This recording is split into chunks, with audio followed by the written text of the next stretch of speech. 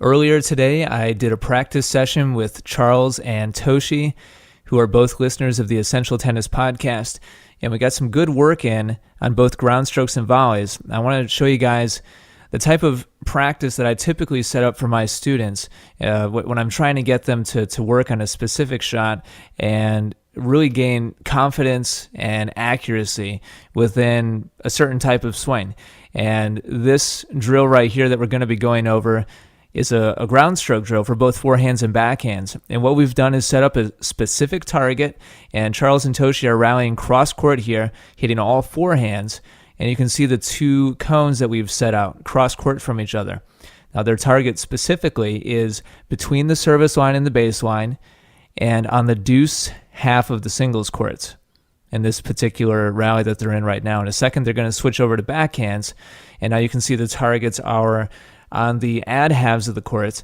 And again, their target area is between the service line and the baseline. So they're aiming for the correct part of the singles courts. In this particular rally, they're aiming for the ad side of the courts, and they're aiming deep. They're aiming past the service line and obviously inside the baseline. Now, the whole purpose for this is to get them to the aiming deep part is to try to get them to hit a nice confident shot. Nothing short counts here. So we're trying to get them to swing out and really develop some confidence and some accuracy in their ground strokes. Also, only their outside shot counts. So in this particular rally that you're watching right now, only their backhands count. And what they're trying to do is get up to a rally of 20 shots. And so they're going to continue to rally back and forth until, as a team, they've hit 20 shots, either forehands or backhands, whichever side they happen to be working on. And we also did a couple of different progressions. I first had them make a total of 20 past the service line, so good high-quality, deep ground strokes using their outside shot. After that, I had them take away the targets, aim just cross-court, didn't have to be past the service line anymore.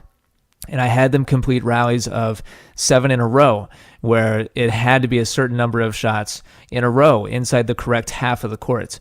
Now, if you guys are a higher level than Toshi and Charles, they're both around a 3-0 or 3-5 level.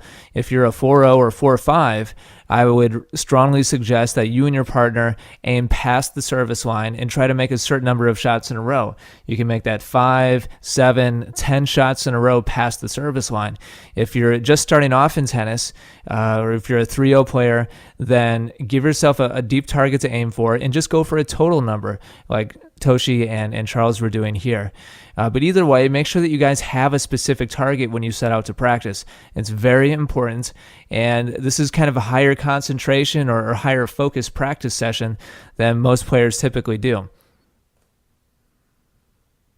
Stop by Essential Tennis today to take advantage of features such as video instruction covering technique and strategy, a weekly audio podcast with over 100 archived episodes, a written instructional blog, WTA and ATP Tour News blogs, and a members forum where Ian and other certified tennis professionals answer questions.